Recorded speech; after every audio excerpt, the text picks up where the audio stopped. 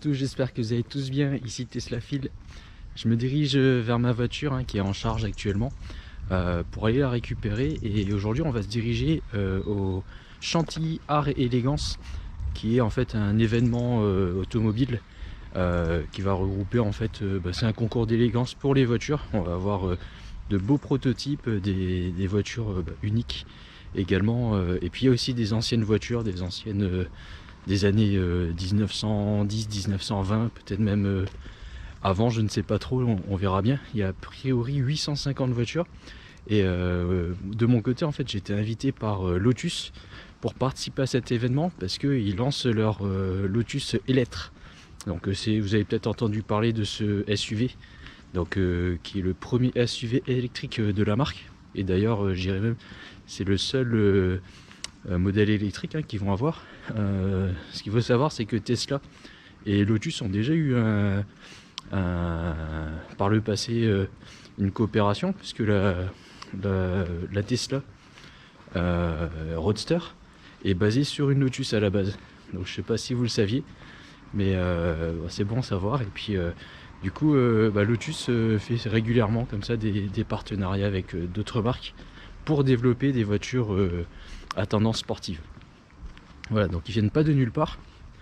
Et là on va récupérer la voiture.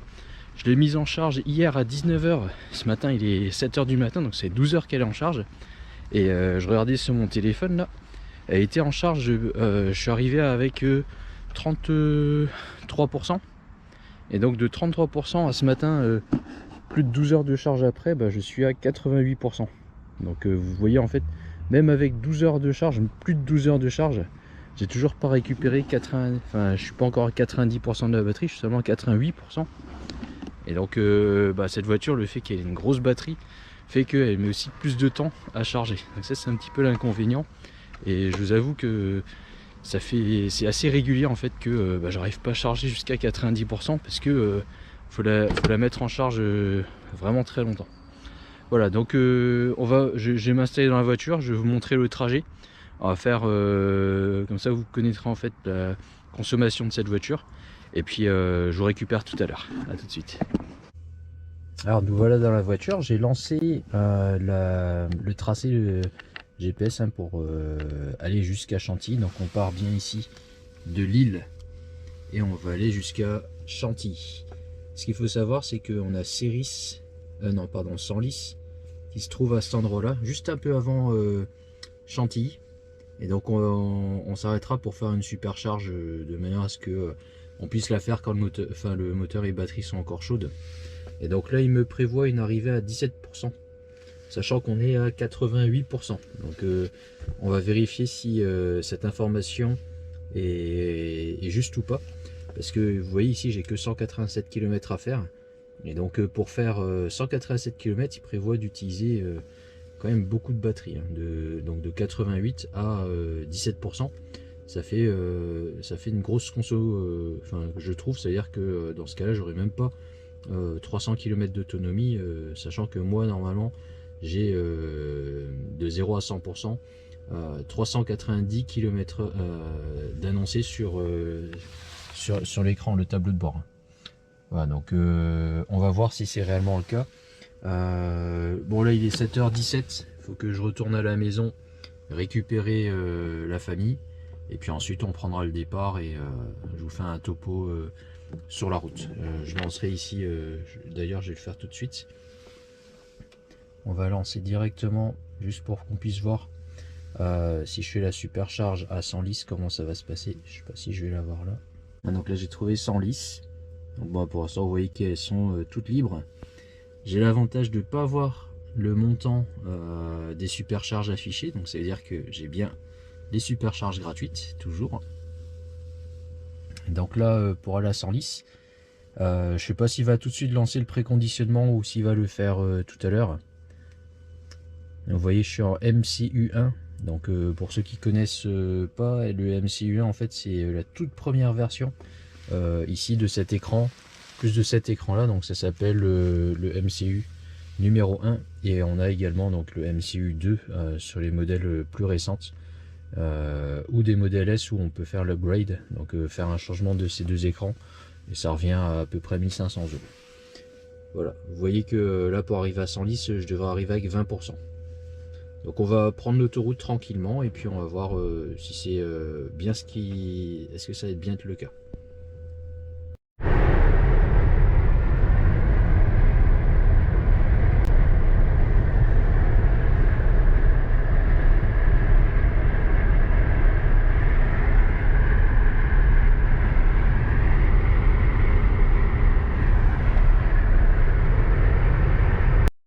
Et voilà, nous sommes arrivés à Senlis, au superchargeur comme vous pouvez le voir.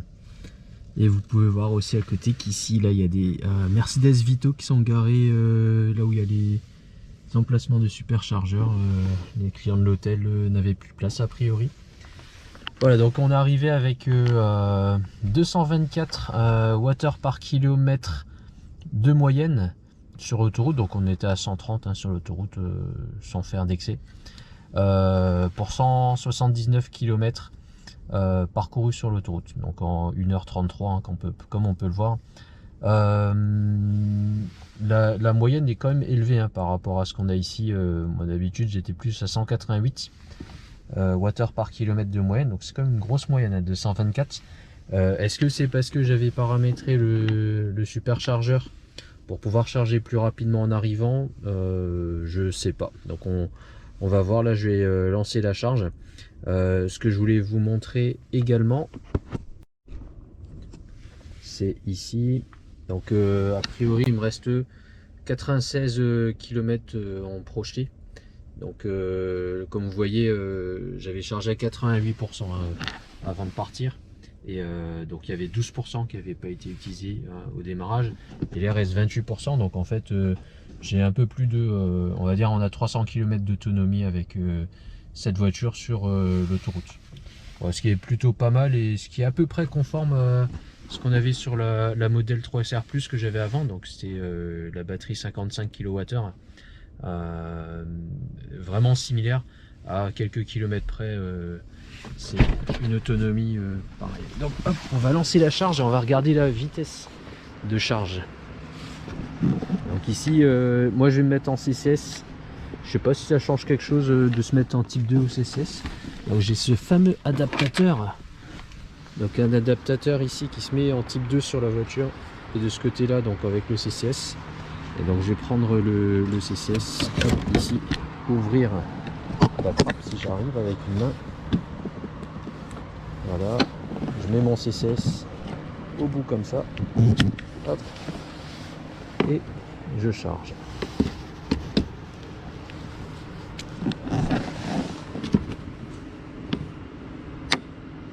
Voilà, la charge va se lancer, je pense bientôt.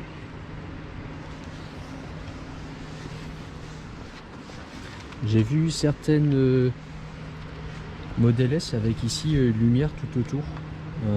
Moi je l'ai pas sur la mienne, alors je sais pas si c'est propre au modèle américain où on peut avoir un anneau de couleur autour, mais moi je l'ai pas en tout cas.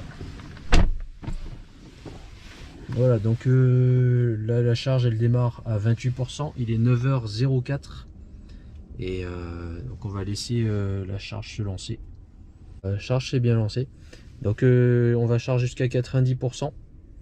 Et vu la taille de la batterie, là vous voyez hein, c'est pas très rapide hein, on est seulement à 82 kW alors que j'avais préconditionné. Donc on va laisser charger tranquillement et puis on va voir tout à l'heure, donc dans 40 minutes, si c'est réellement 40 minutes, à 9h05 actuellement. On peut laisser charger tranquillement. Voilà, à tout à l'heure, on fera le point tout à l'heure. Comme vous pouvez constater, le fait d'être en Model S, la vitesse de charge est quand même moindre hein. Il y a une limitation qui a été faite pour préserver les batteries, les vieilles batteries hein, des Model S, et donc on charge pas très vite. On a beau avoir la charge gratuite, elle va moins vite. Et voilà, donc ça fait déjà 43 minutes qu'on charge hein. 43 minutes pour passer de 28 à 78%. Donc on a récupéré, je vais pas dire de conneries, 28, 38, 48, 58, 78. Donc 40% en plus de 40 minutes. Voilà, donc vous voyez, hein, ça charge pas bien vite.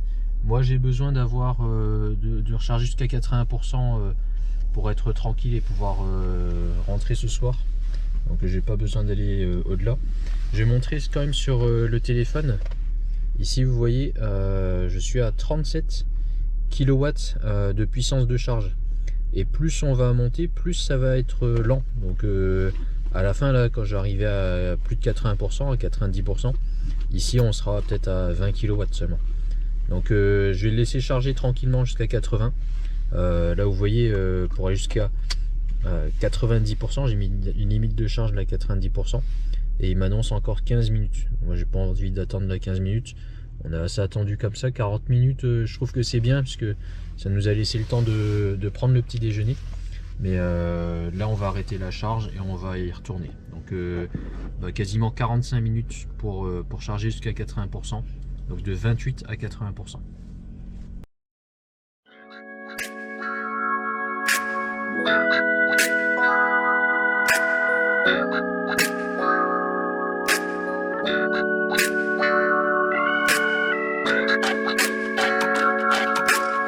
Shutterstock Music.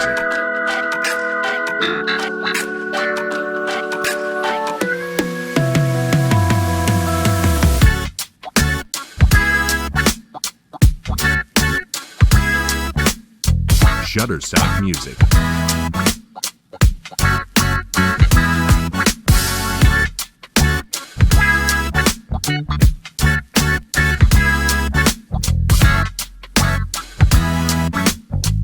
Shutterstock Music.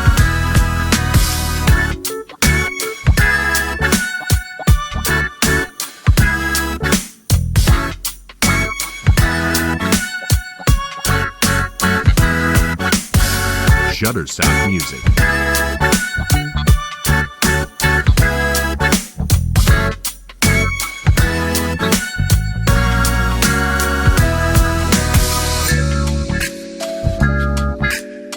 Shutterstock Music.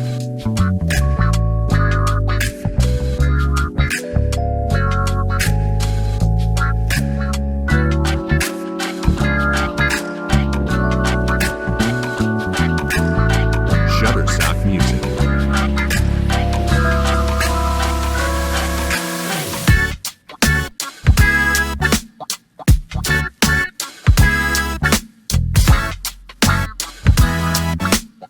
Shutterstock Music.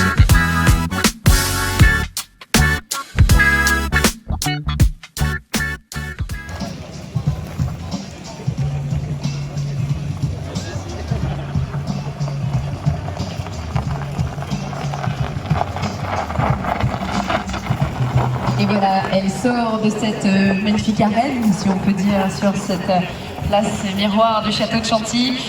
Nous allons passer à un autre prix, un prix très important, le prix de l'innovation. Alors je vais vous présenter également la Volkswagen Gen Travel. Donc c'est un concept car hein, qui n'est pas sorti hein, forcément. Un concept de voiture qu'on pourrait voir dans le futur peut-être. Dans un premier temps, moi je verrais bien cette voiture en fait en tant que navette, par exemple dans les aéroports en général, parce qu'elle a une grande particularité cette voiture, c'est qu'elle n'a pas de volant.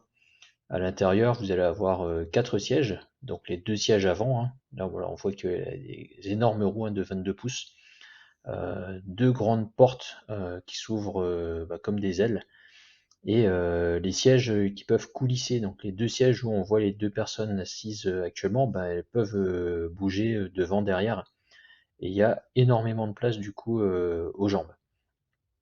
On va voir un petit peu plus loin sur les images que ici vous voyez vraiment pas de volant. Donc on monte dans la voiture, en bas vous voyez qu'il y a un marchepied qui sort lorsque la porte s'ouvre, et quand elle se referme, elle se rétracte. Donc concept assez particulier où vous voyez que il n'y a pas vraiment de différence entre l'avant et l'arrière, un petit peu à l'image de la Citroën Ami. Est-ce que le futur nous réserve des voitures qui vont avoir des avants et des arrières quasiment identiques? Je ne sais pas. En tout cas, vous voyez qu'il y a des effets de style, hein, comme ici, il y a des sortes d'aération. Alors, je pense pas que ça aille très vite et que cette voiture en ait vraiment besoin, mais il y a des prises d'air de part et d'autre des roues à l'arrière également. Euh, vous voyez également là ici que elle est badgée Volkswagen Group. Donc c'est assez particulier parce qu'habituellement c'est pas Volkswagen Group, hein, on va avoir simplement un badge Volkswagen. Là c'est bien écrit en toutes lettres. Voilà, donc l'avenir nous dira si on verra ça sur la route plus tard.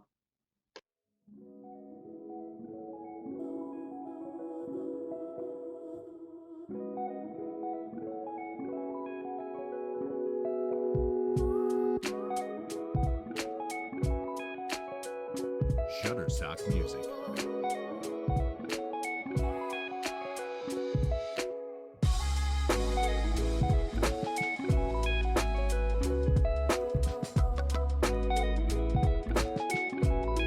Shutterstock Music.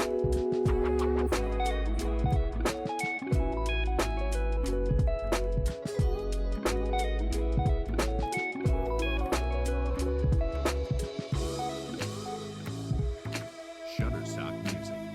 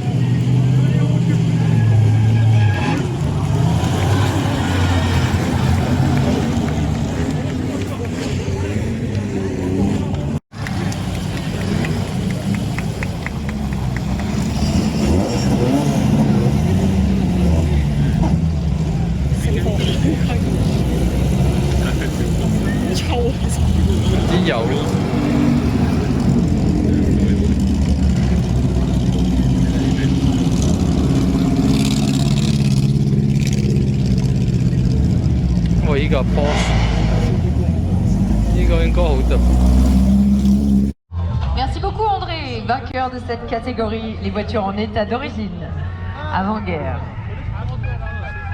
La deuxième catégorie, c'était les voitures en état d'origine, mais après-guerre. La gagnante est de 1972, on va la voir arriver dans quelques instants. Je ne vous en dis pas plus, on va la voir débarquer ici. Et voilà, nous sommes à la fin de cette journée au Chantilly Art et Élégance. Une journée très particulière parce que un grand mix de voitures, hein, aussi bien anciennes que récentes. Assez peu de véhicules électriques, mais on a vu par le biais des concepts que ça arrive de plus en plus sur le marché. Voilà. Les deux prochaines vidéos que je vais faire vont être au sujet donc de la Lotus Electra pour être précis, ainsi que sur la Renault 5 GT3 Turbo E. Donc si vous voulez pas rater ces deux prochaines vidéos, n'hésitez pas à vous abonner à ma chaîne. J'essaierai de les poster assez rapidement. Et si vous avez aimé cette vidéo, n'hésitez pas à mettre un pouce en l'air et puis n'hésitez pas à commander pardon, si vous avez quoi que ce soit à dire à ce sujet. Voilà, à très bientôt, au revoir.